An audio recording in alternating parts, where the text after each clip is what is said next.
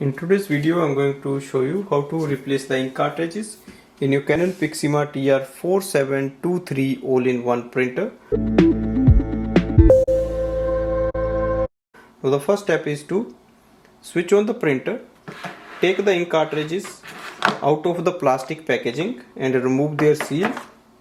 Open the front door, paper output tray, and here is the ink chamber. Once your ink cartridge is moved to the central position, unlock the ink cartridge and take it out. So you have to press the lock down. Now take your new ink cartridge, slide it in and push the lock up. Same with the color ink cartridge. Now close the door and go to the printer screen.